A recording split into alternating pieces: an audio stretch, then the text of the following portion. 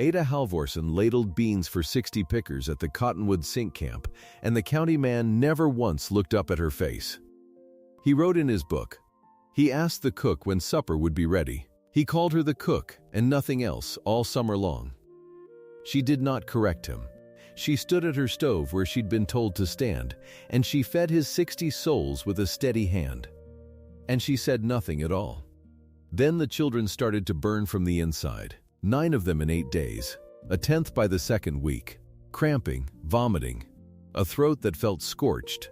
And when Ada said one quiet word at the ration line, one word, the grower's man Delbert Harn cut her off in front of 40 people. "The cook doesn't get to say the word arsenic in my camp," he said. "Stay at your stove." She stayed. She did not argue. But that night, after the health officer packed his black bag and drove off with a clean report half written in his head, Ada Halvorsen opened a trunk she never opened. She unwrapped a bundle wound in old oilcloth. And by the light of a single lamp, with a kitchen spoon and a barrel of water, she measured something to 3 decimal places. And asked no one's permission. If you believe respect is earned in silence, this story is for you.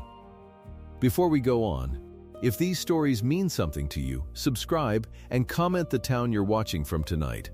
I want to see how far this one travels. Now, let me tell you about the cook.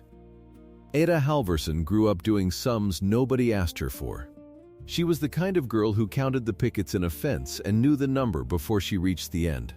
She weighed things with her eyes. Flour, salt, distance, time. She'd look at a thing and simply know its measure, the way other people know a face. Nobody in her family made much of it. It was just Ada, being Ada, quiet in the corner with a pencil in the back of an envelope. By the summer of 1938, she was 51 years old and cooking for strangers in the dust of Kern County, California. The camp was called Cottonwood Sink. It was one of the government camps, run by the farm security people, put up for the migrant families who followed the crops up and down the Great Valley. There were tent platforms in neat rows. There were sanitary units with real showers and real toilets, which was a marvel to people who'd been washing in irrigation ditches for 2 years. There was a community building. And there was a kitchen, a long open-sided shed with 2 big ranges and a plank counter where the camp council fed the pickers who couldn't feed themselves. Ada ran that kitchen. The council paid her nothing. Nothing plus rations, which meant she and her husband ate what the others ate, and that was the wage. She fed 60 people, more or less, every evening, and some mornings besides. She did it on beans and cornmeal and whatever the growers sent down in the culls, and she did it well. The line loved her. You have to understand that. Half-starved people are quick to judge a cook, and they had judged Ada and found her good. Her beans were never scorched. Her bread never went sour in the heat. She salted by eye, a pinch flung from 3 feet up, and it came out right every single time. A woman named Sina Corliss used to say Ada could season a pot in the dark and blindfolded, and she wasn't far wrong. But here is the thing about Ada that summer. Nobody ever asked her a question. Not a real one. They asked when's supper. They asked is there more. They asked can my boy have the crust. 60 people, 3 months, and not one of them ever asked Ada Halvorsen who she was before she came west with a dying man and a locked trunk. She was the cook. That was the whole of it. And she let it be the whole of it, because she had learned, the hard way, that a woman got by best when she took up the least room. Her husband was Halvor Halvorsen. She'd married into her own first name and used to laugh about it. Back when there was laughing. He'd been a hard rock miner in the Nebraska lead country before the dust got into his chest. Silicosis, the doctors called it. It meant his lungs were slowly turning to stone, and it meant he spent most of his days on a cot in their tent, breathing careful and shallow, listening to the camp go by outside the canvas. He didn't complain. He watched his wife carry water and stir pots and feed the world, and something in his face pulled tight every time somebody called her the cook. They don't know, he told her once, low, in the dark of the tent. There's nothing to know, she said. Go to sleep, Halvor. They'd come from a town called Delft. There'd been a bank there, the farmers and drovers, and their small savings had been inside it when it shut its doors in 32 and never opened them again. That was one door that closed. Ada had closed another one herself years before and told no one, and did not open it either.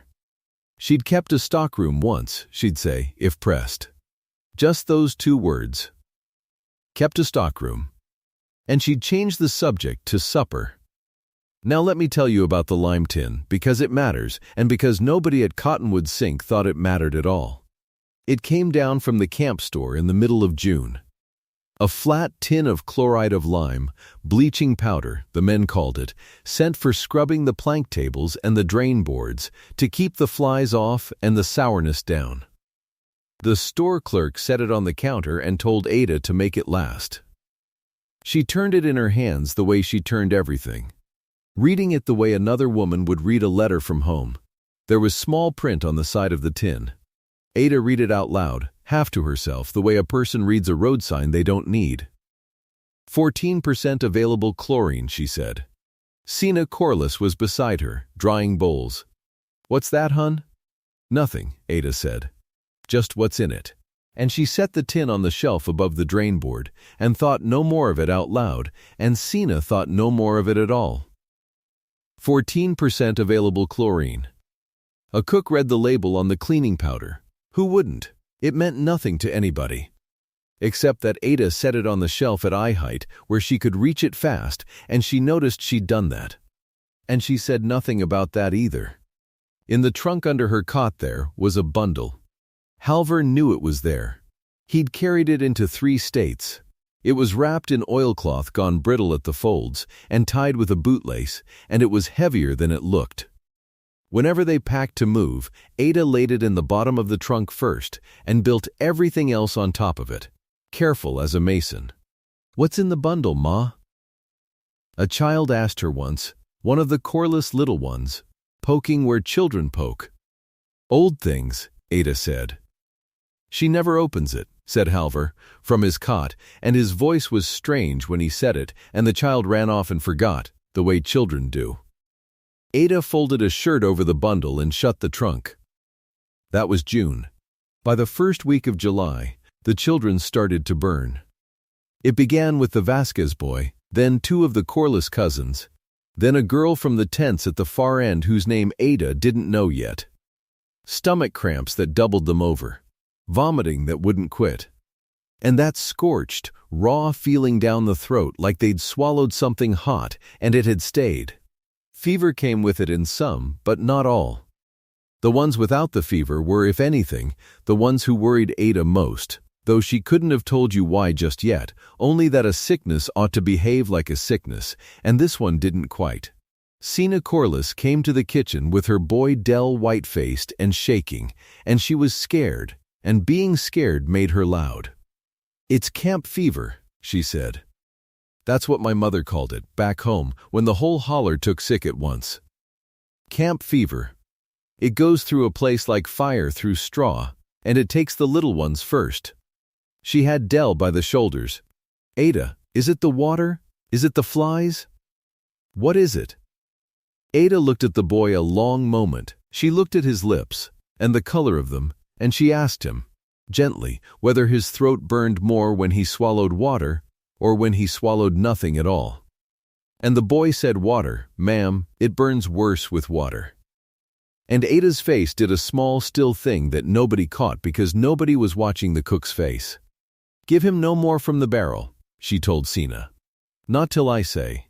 Boil what he drinks, and let it stand and cool, and give him that." "Boiled water," Sina said. "For camp fever." "For now," Ada said. 8 days in, 9 children were down, and 2 grown men besides. The camp went the way frightened camps go. Everyone had a cause, and no 2 agreed. "It was the ditch," said one, "that green ditch water the kids drank on a dare. It was the flies off the manure pile. It was the barrel, sitting out in the sun catching every rotten thing on the wind. It was bad blood. It was the crops. It was a curse." Mothers stopped sending children to the kitchen and started keeping them close, which meant the children ate worse, which helped nothing. Fear is a poor doctor. It got into the camp like the sickness itself, and it spread the same way. Tent to tent, mother to mother, faster than any germ. They sent for the county. And on the 10th day, the county came. Dr. Lindley was the county health officer, a tired, careful man in a linen suit gone gray at the collar, with a black bag and a printed pad of forms. He was not a bad man. Remember that, because it matters later. He was a man with 40 camps to cover and one clerk to help him, and a supervisor above him who wanted clean reports and no expensive surprises. He came to Cottonwood Sink already 3/4 certain of what he'd find, because in the camps it was almost always the same thing, and he was almost always right. He tested the water barrel, he dipped his vials, and he held them to the light, and he clucked his tongue. He walked the ditch and made a face. He looked at 2 of the sick children, pressed their bellies, looked down their throats with a little light, and nodded to himself like a man whose suspicions have been confirmed.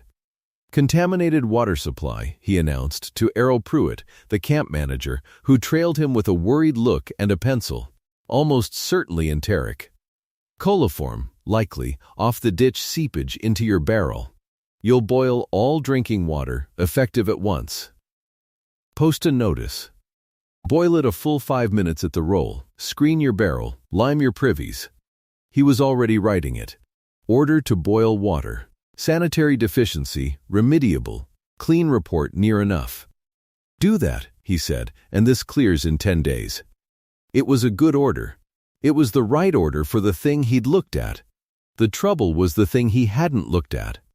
Ada was at the edge of the ration line, 40 people around her waiting for the evening meal, and she had listened to all of it with her hands folded in front of her apron. And she said, quietly, not loud, not to make a scene, just because it was true and somebody ought to say it, boiling won't reach all of it. Doctor. Lindley half turned. Beg pardon? Boiling the water, Ada said. It'll kill what's living in it. It won't take out what's dissolved. If there's arson, she got that far. That far and no farther, because Delbert Harn's voice came across the ration line like a slap. The cook, Harn said, doesn't get to say the word arsenic in my camp. Everything stopped. 40 people, spoons and tin plates, all of it stopped. Delbert Harn was the field man for the Valley Growers Protective League, and he wore a clean hat and clean boots in a place where nothing else was clean, and he'd walked up on the tail of the doctor's visit the way he walked up on everything, uninvited and certain. He was a big, smooth man with a smile he used like a tool. He was not smiling now. You feed these people, he told Ada, and he said it slow, so the whole line would hear it and remember it. That's your job. That's the whole of your job. The doctor here has told us it's the water. The doctor's a trained man. You're the cook. So you'll thank the doctor, and you'll stay at your stove, and you will not stand in my camp scaring these families with a word you can't even spell. He let that sit. Are we clear? Ada looked at him. She could have said a great many things. Later, people who told this story would linger right here, on this moment, on everything she might have said and didn't. She could have named the 11 years. She could have named the college, and the classes, and the letters after a name she no longer used. She could have picked the word arsenic back up off the ground, where he'd thrown it and spelled it for him, slow, one letter at a time. She said none of it. She had learned that lesson in another life, in another state, on the day she'd been made to choose between a wedding ring and a laboratory, and been told by men in good hats that the choice had already been made for her. She knew the shape of this. She knew there was no winning it out loud. So she folded the word back up inside herself and put it away with the rest. Clear, she said. And she went back to her stove, and she served the beans, and 40 people watched the cook be put in her place, and most of them, God help them, felt a little safer for it. The doctor was a trained man. Harn had said so. It was the water. Somebody had decided. That was a comfort, and frightened people will take any comfort they're handed. Dr. Lindley, to his small credit, looked uncomfortable through all of it. But he was a man with 40 camps, and a supervisor, and a clean report nearly written, and Harn was a man with the ear of every grower in the valley. So the doctor snapped his bag shut, and told Pruitt again to post the notice, and drove off in the last of the light with the order finished in his head. Boil the water. 10 days. Case closed. They boiled the water. And the sickness did not stop. It slowed, the doctor wasn't wrong about the ditch, and the boiling did take out whatever living thing was riding in from the seepage. 2 families who'd been drinking straight from the barrel got better once they boiled. That was real. That was the doctor being half right. But in the second week, with the notice posted and the water rolling on the stove and everyone doing exactly as they'd been told, 2 new children went down. Then a third. Burning throat. Cramps, the same scorched thing. In children whose mothers swore they'd boiled every drop. You could feel the fear change temper then. It went from loud to cold. Because when you do everything the trained man says, and the children keep falling, the ground goes out from under you. What do you hold on to if the doctor's order doesn't hold? Ada held on to arithmetic. She'd known, you see. She had known on the very first day, the day the Corliss boy told her his throat burned worse with water than without it. She had known Lindley was half right and half wrong, and she had known which half. The water carried something living, yes, the doctor's germs, off the ditch. Boiling would end that. But something else was moving through this camp that boiling would never touch, and it was leaving its mark in a pattern a cook wasn't supposed to be able to read, and Ada read it anyway. Because reading it was the one thing in the world she had ever truly been trained to do. One evening, alone at the plank counter after the line had gone through, she took a ration slip, one of the little printed chits the families turned in for their food, and she turned it over to the blank side, and she took the stub of pencil she kept behind her ear, and she wrote. Not words. A formula, quick and small, the letters and numbers falling out of her hand in a shorthand no one at Cottonwood Sink would have known from chicken scratch. Below it she wrote a single figure. A residual. A number with a decimal point in it and 2 places after. She looked at it a while. Then she folded the slip in 4 and put it in her apron pocket, down at the bottom. Under the string and the thimble and the worn smooth button she carried for no reason she'd tell. She knew what was killing the children. She had known for 2 weeks. And she had been forbidden in front of 40 people to say the word. So she stopped trying to say it. That was the shift in her. Right around then you could mark it if you were watching, and by now 1 or 2 people had begun. Just barely, to watch. She stopped offering. The pain of being talked over went somewhere and hardened into something quieter and far more dangerous to Delbert Harn than any word spoken at a ration line. It hardened into resolve. If they would not let the cook talk, then the cook would simply cook, and people would eat what she gave them, and drink what she set out. And they would get well, or they would not, based on things she measured with a spoon and never mentioned to a living soul. But she needed the second half of it first. She had the water figured. She needed the other thing. And the other thing walked right up to her kitchen counter in the person of Delbert Harn about a week after he'd told her to stay at her stove. He came to arrange the culls. This was Harn's little kindness, the thing he was proud of, the thing that made him a friend to the migrant families in his own telling. The growers he worked for couldn't sell everything. There was fruit that bruised, fruit that dropped, fruit off the low branches spotted and marked and not fit for the crate. Culls, and rather than let it rot in the orchard rows, Harn let the pickers take it home. Free food for a hungry camp. Bring your sack, fill it off the ground, feed your children. Who could say a word against that? It made Harn generous. It kept the fruit from being a total loss. It kept everyone quiet and grateful. Ada listened to him lay it out to Pruitt at her counter. How many families?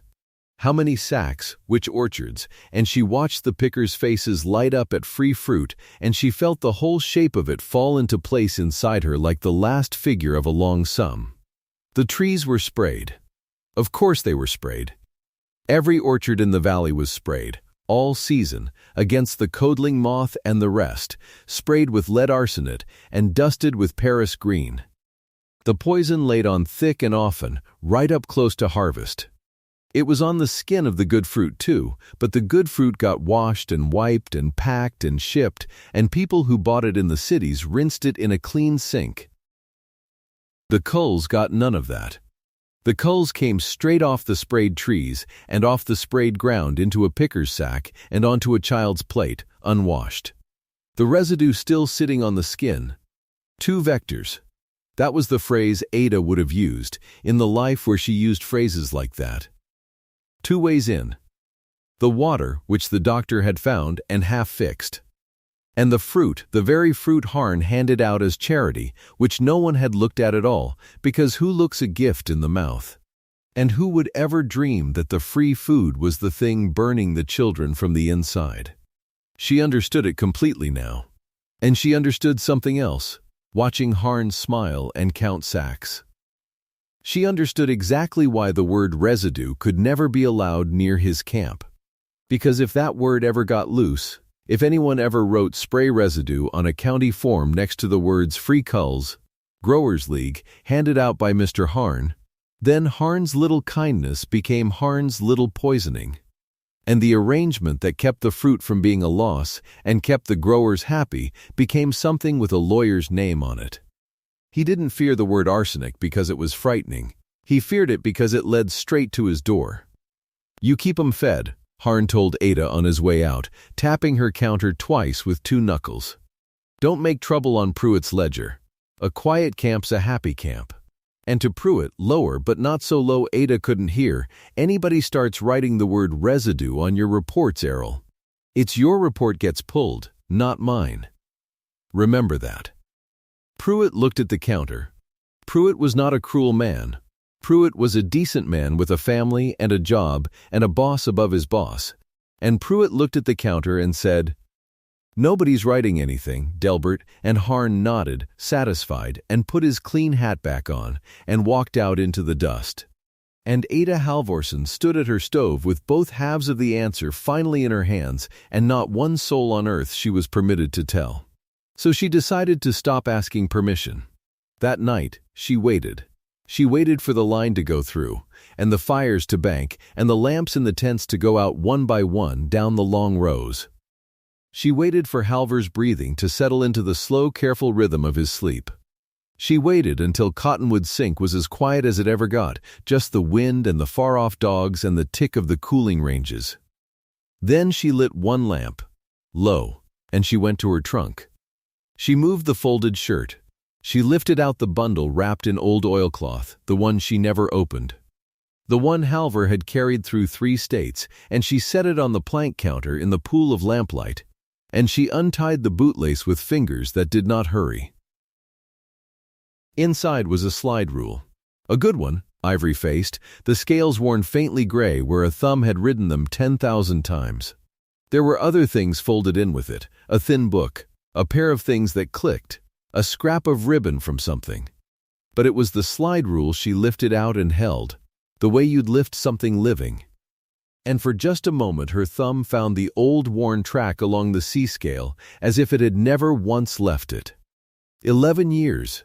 The cursor slid under her thumb, sweet and true. She did not linger over it. That wasn't Ada. There was work. She took the flat tin of chloride of lime down off the shelf at eye height, where she'd set it in June, 14% available chlorine. She'd read out loud that day, and no one had heard a thing. She borrowed a clean wash tub. She had the big water barrel, refilled that afternoon, 40-odd gallons of it standing in the dark. She had a kitchen spoon, and a knowledge of exactly what that spoon held, level and heaped, because she'd measured it against a scale in another life, and never forgotten. And by the light of 1 lamp, with the slide rule working under her hand, she did the sum the whole camp needed and no one had thought to ask her for. She wanted a residual, not a guess, not a sprinkle. A stated strength of free available chlorine in that barrel, enough to finish what boiling couldn't and to hold against the ditch seep. and low enough that not one child would taste it or take harm. She knew the number she wanted. She'd known it since the first day. She set the cursor and read the ratio off the D-scale clean as a bell and figured the grains against the gallons and the 14%, and then she measured the pale powder into the washtub with the kitchen spoon, level and part of another, exact, and stirred it to a milk, and let it settle, and drew off the clear, and carried it to the barrel, and stirred it through the 40 gallons, slow and even with a long paddle. $2 worth of lime, all told. Maybe less. 0.2 of a grain of available chlorine to the gallon. She could have told you the third decimal. She had told the slide rule, and the slide rule had told her back, and between them they had settled it to a place no one at Cottonwood Sink could have followed. A cook, a spoon, a barrel, and a strength stated to 3 places by lamplight. In the dark, in secret, without a single word of permission from the doctor or the grower's man or the whole wide certain world of trained men who had told her to stay at her stove. She wiped the paddle. She wrapped the slide rule back in its oilcloth and tied the bootlace and laid it in the bottom of the trunk with the shirt folded over it, exactly as before, as though it had never come out at all. She put the lime tin back on its shelf at eye height. She washed the spoon. Then she stood in the dark by the barrel a moment, one hand flat on the cool wood of it, the way you'd rest a hand on a sleeping child. Behind her, from the door of the tent, came Halvor's voice, careful and low so it wouldn't wake his chest. "Ada," he said, "what are you doing out here?" She didn't turn around. She looked at the barrel and the dark rows of tents beyond it where 60 people slept. 9 of their children sick, and 2 of them very sick, all of them trusting the doctor's order and the grower's word, and none of them, not one, trusting the cook. Measuring, she said. And somewhere down the long row of tents, a child began, again, to cry. She turned then. Halvor stood in the tent flap, one hand on the canvas, his breath going in and out of him like wind through a broken fence. "The barrel," she said. "I put something in the barrel." He didn't ask what. He had carried her trunk through 3 states and never once opened the bundle at the bottom of it. He knew the shape of her silences. He came out into the dark in his sock feet and stood beside her, and he put his hand next to hers on the wood of the barrel. And the 2 of them stood there while the child down the row cried itself back to sleep. "You could get run off for that," he said. "I know it." Lindley said, "Boil it." "Lindley's half right," she said. "That's the worst kind of wrong there is. It looks like the whole answer." He looked at the side of her face a long time. "You going to tell them?" "No," she said. "They'd have to believe the cook. And they don't." In the morning the beans went out the same as ever. 60 tin plates, 60 spoons, the line moving slow past the kitchen window in the gray heat. Ada ladled and said good morning and asked after the little ones, and nobody looked at her any different, because nothing about her looked any different. That was the whole trick of it. A cook stirs a barrel and a cook is stirring soup. Nobody counts a cook. But something had changed in the water, and the water knew it, even if the camp did not. 8 days went by. In Ada's circle, the families that drank from her barrel and ate at her tables, not one new child went down. Down the far rows, where folks dipped straight from the ditch out of habit and pride, 2 more took the burning throat. The line between the 2 ran right through the camp like a fence you couldn't see. Ada could see it. She'd drawn it. That was the water. But the water was only half. She'd known from the first day it was 2 things and not one. The children who'd gone down worst weren't only the ditch drinkers, they were the ones whose mothers took the free culls. The culls were Harn's charity. Bruised fruit off the ground under the trees, peaches and grapes the packing shed wouldn't take, and Harn let the pickers carry them home in their apron fronts. Kindness, he called it, a decent thing in a hard year. And every one of those culls came off a tree that had been sprayed all spring with lead arsenic, and the spray dried on the skin and sat there, white and fine and patient. And no washing in ditch water took it off. Arsenic on the fruit. Arsenic that a mother fed to her own child, grateful, because a man told her it was a gift. That was the word Harn wouldn't let her say. Not because he didn't know. Because he did. Say arsenic out loud, and somebody asks where it came from, and the answer walks straight back through the orchard to the spray rig. And from the spray rig to the man who runs the culls, and that man was Delbert Harn. He'd told Pruitt flat, the word residue on any county paper, and Pruitt could pack his ledger and go. So the word stayed out of the camp, and the children stayed sick.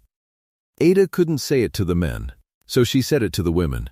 She started with Sina Corliss, because Sina trusted her, and because Sina had a boy named Del with a chest already too thin for the summer. Ada took her aside by the drain board and kept her voice down under the noise of the line. Sina, the fruit he gives out. Don't eat it off the skin. It's good fruit, Ada. It's the only fruit we got. It's good fruit with poison on it. From the spray. You wash it first, hard, and then it's good fruit.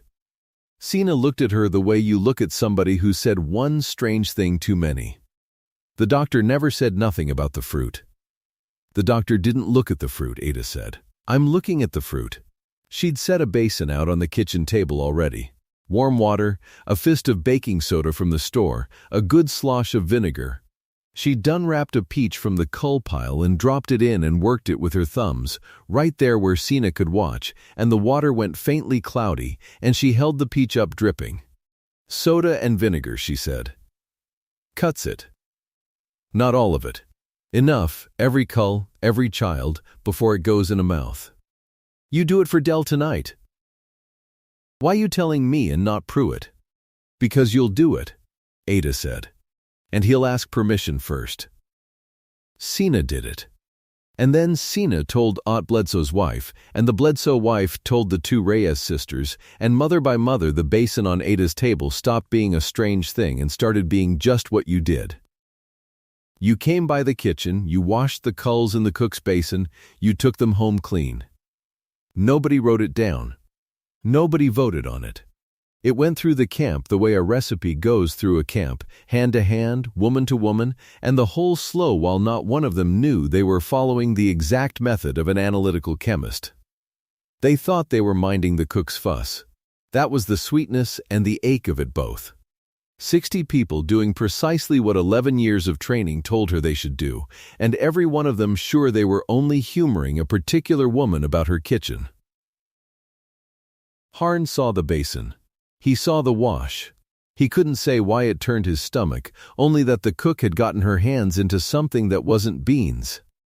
He came by the window one noon and stood there with his hat pushed back. What's all this soaking? Grit, Ada said, not looking up. Off the fruit.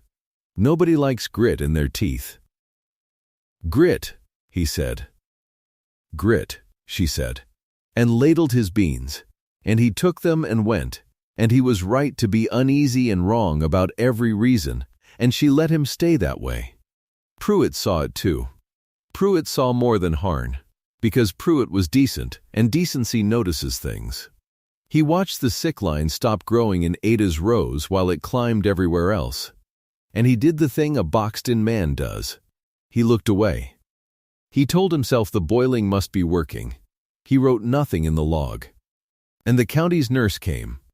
Josephine Alcott drove out from the town on a Tuesday with her bag and her clipboard, sent to count cases for Dr. Lindley's report, and she counted them, and the count didn't sit right with her.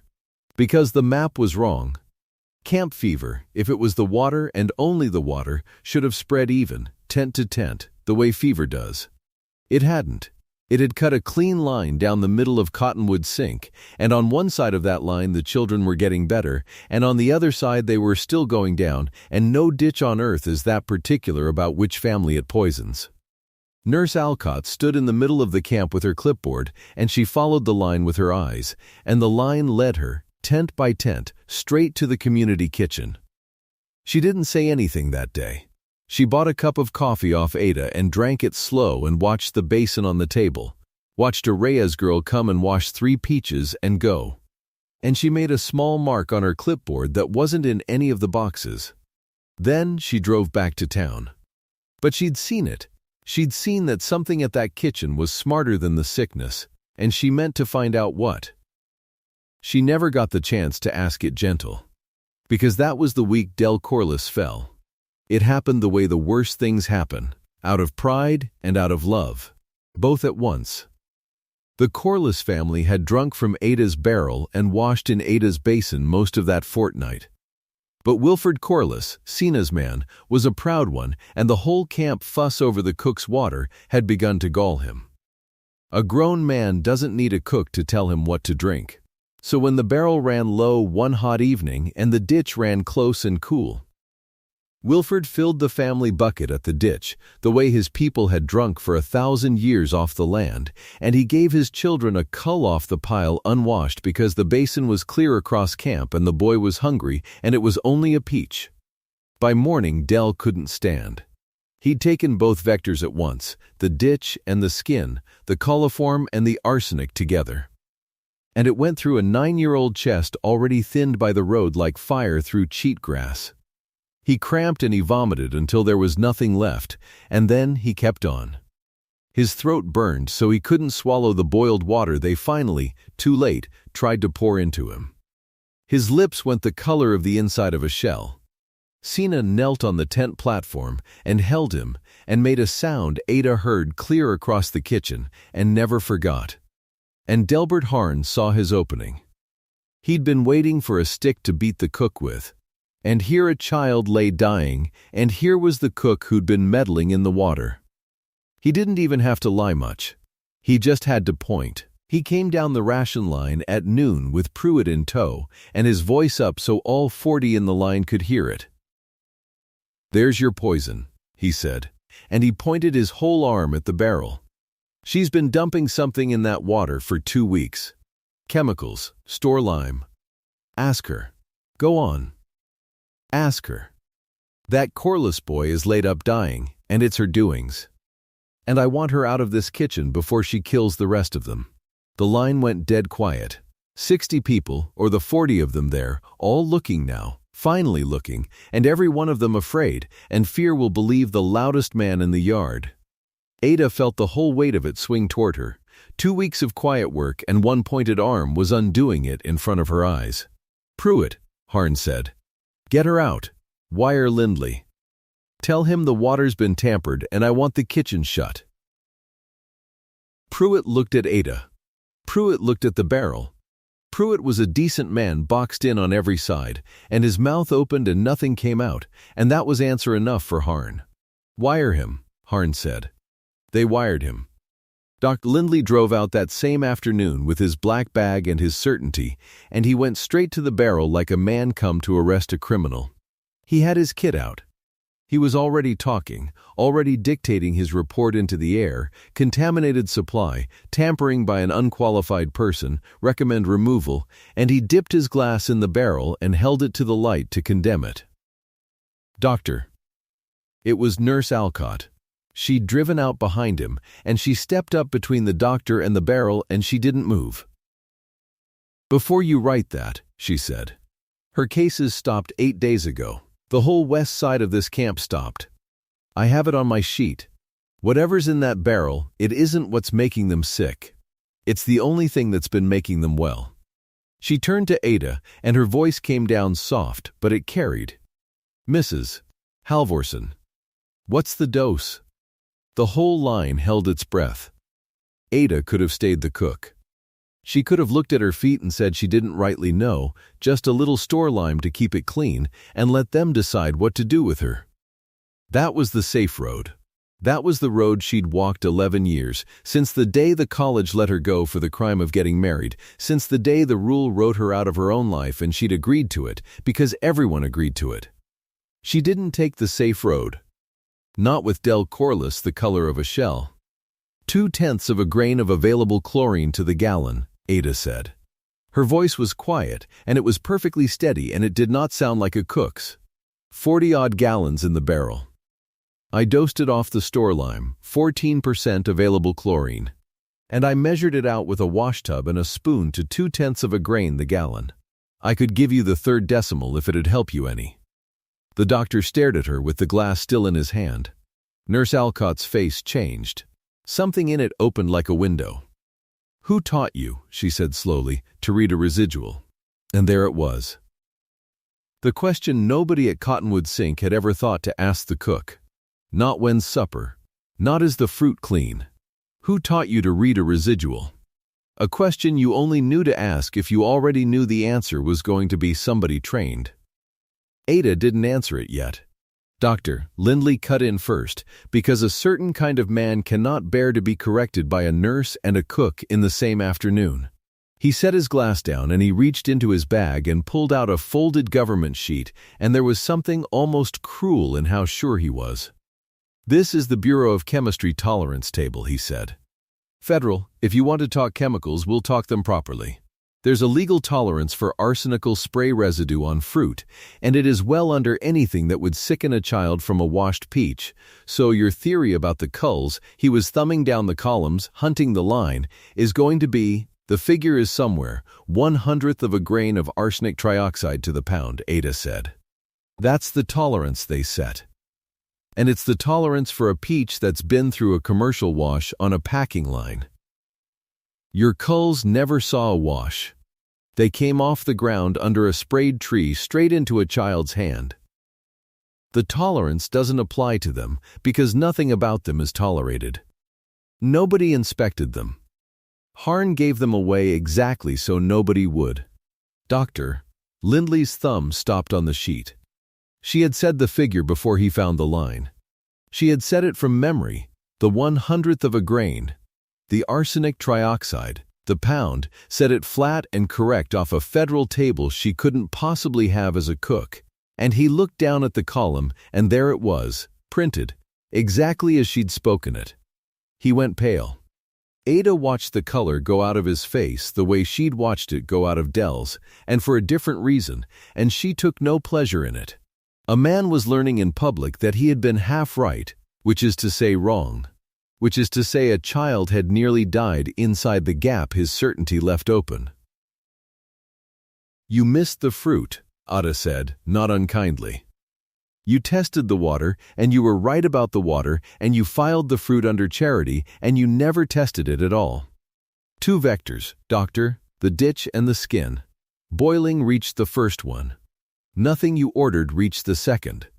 I reached the second with a 5-cent basin of soda and vinegar, and I reached the first with $2 of chloride of lime, and I did both of them without your leave, because if I'd asked your leave you'd have told me to stay at my stove." Nurse Alcott asked it again. She wasn't going to be turned aside. "Who taught you to read a residual, Mrs. Halvorsen?" Ada was quiet a moment. Halvor had come up to the edge of the crowd, breathing his broken fence breath, and he was watching her the way a man watches a thing he has waited 11 years to see. "Nobody taught me to read one," Ada said. "I taught it. 11 years I stood in front of a room and taught general and analytical chemistry at Delft State Teachers College in Nebraska. 11 years. Titrations, gravimetric analysis, how to read an available chlorine percentage off a tin and dose a supply to a stated residual. I taught it to farm boys and school teachers and a good many girls who were told they'd never use it. She let that sit. Then I married this man. And Delft State, like every college in that country, had a rule. A married woman couldn't hold the post. Not fired for cause. Not for anything I did wrong. Fired for a wedding ring. So I put my slide rule in the bottom of a trunk and I came west and I learned to say salt by eye and let 60 people call me the cook. Because that was the rule and I'd agreed to the rule same as everybody agrees to it." She reached into her apron pocket, under the string and the thimble and the loose button. And she brought out nothing there. She turned instead and went into the kitchen, and she came back with the oilcloth bundle from the bottom of her trunk, the one Halvor had carried through 3 states and never opened, and she unwound the bootlace and folded back the cloth and laid the thing on the ration table where the wash basin sat. The slide rule. Ivory-faced. Worn smooth on the slide from 11 years of a thumb. "That's what dosed your barrel," she said. "A cook and a spoon and this." Nobody spoke. And in the silence, each of them arrived at the truth in their own way, and you could watch it cross their faces one at a time. Harn's face went from red to something gray and cornered. He understood, all at once, that his pointed arm had swung the wrong way, that the loudest man in the yard had just been made the smallest, and that the word he'd spent 2 weeks keeping out of the camp had been said anyway, clear and correct, by the one person he'd been most certain could never say it. He opened his mouth. Nothing in it was any good, and he seemed to know it, and he shut it again. Pruitt's face flooded with a shame that had been building in him for 2 weeks and finally had somewhere to go. He'd looked away and looked away, and here was the cost of looking away, laid on a table next to a wash basin, and a boy nearly dead of it. He couldn't meet Sina Corliss's eyes. The mothers' faces, the Reyes sisters and Aunt Bledsoe's wife, and all of them, went soft and wide with a thing that was almost grief, because they had been following this woman without knowing it, and knowing it now they understood they'd been safe the whole time in the hands of someone the world had thrown away, and had thanked her for nothing but the beans. And Nurse Alcott. Alcott looked at the slide rule on the table, and then she looked at Ada's face. And what was in her face was the plain respect of one trained person for another. The thing Ada hadn't seen turned on her in 11 years, and it undid something in Ada that the danger never had. She had to look down at the basin. "Then let's go save the boy," Alcott said, before we finished being amazed. They saved the boy. It was Alcott's nursing that did it, and Ada's clean water that carried it, the two of them in the Corliss tent through that night and the next. Fluids and rest, and Ada's dosed barrel poured into him a spoon at a time once his throat would take it. And on the third morning, Del Corliss opened his eyes and asked, in the reedy voice of a boy who'd been a long way off, if there were any beans. Sina laughed and cried at the same time and couldn't stop doing either. After that, the sickness went out of Cottonwood Sink like a tide. Ada's method went camp-wide because there was no reason left to fight it. The barrel dosed to 2/10 of a grain. The soda and vinegar wash on every table, not just hers. 3 weeks, and not one new child went down. Not one. Dr. Lindley did the thing that costs a proud man the most and is worth the most when he does it.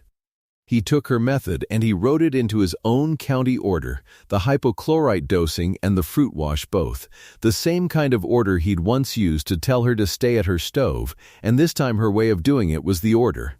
He signed it.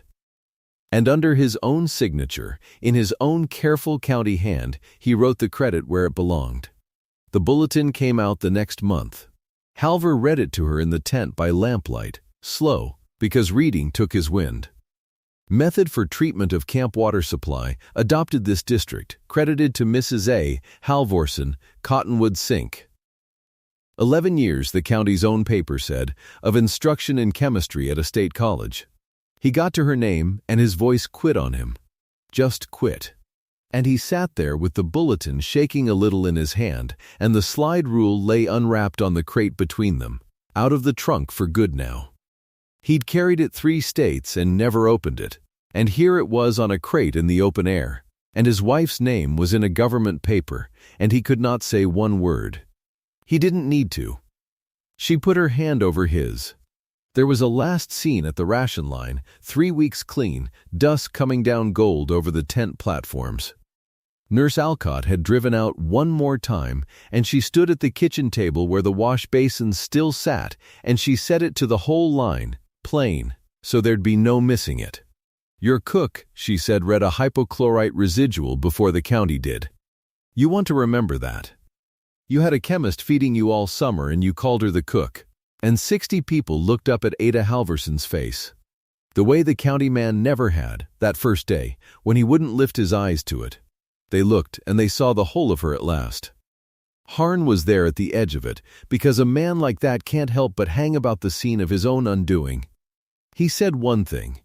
He said, it was the water all along, low, to nobody, trying to fold the arsenic and the culls and the pointed arm all back up into the doctor's first clean answer. Nobody took him up on it. Nobody argued. They just let his own words sit on him, and the silence was the sentence, and he stood in it alone. Pruitt turned his back on him and got out the camp log and wrote her method into it in his own hand, which was the bravest thing that decent boxed-in man had done all summer. The choice came at the end. A land grant extension office got wind of what had happened at Cottonwood Sink, and a man drove out in a good suit and offered Ada a home demonstration post at $1,400 a year. Real wages, her own name on the door. But there was a condition, and the condition was the thing itself, the thing the world had taken from her. She'd have to carry her own name again, professionally, be a chemist out loud. No more cook. Taking it meant leaving 60 people without a kitchen. She took it on her own terms instead. She'd take the post, she said, but she'd base it at the camps, the migratory camps, and her demonstration work would be exactly this, the dosing and the wash, taught tent to tent, camp to camp. The way it had gone through Cottonwood Sink, mother by mother, only now with the county paying her to do it. So the same county that once refused her a wage for 11 years of training would pay her at last for using it. She didn't leave the kitchen behind. She made the kitchen her classroom and made them pay for the schooling they'd fired her from. The last thing she did before the season turned was train a girl, a Reyes girl, sharp-eyed. The one who'd been first to wash 3 peaches without being told twice. Ada took her to the barrel at dusk and put the spoon measure in her hand and showed her the store lime and the 14% on the tin and how you work it to a milk in the wash tub and draw off the clear and stir it slow through the 40 gallons to 2/10 of a grain the gallon, no more, no less. The girl dosed the water. Ada stood back and watched her do it and corrected nothing because there was nothing to correct. They hired her hands. That's the whole of it, in the end. They hired her hands for beans and rations and got 11 years of chemistry thrown in for nothing. Because nobody, not once, all that long hot summer, thought to ask the cook a single question worth answering. The Depression is remembered for idle hands. But the real waste of it was never idle hands. It was trained minds, standing at a stove, told to stay there, saying nothing, because respect was supposed to be something you earned in silence. Ada Halvorsen earned it, and then she stopped being quiet about it.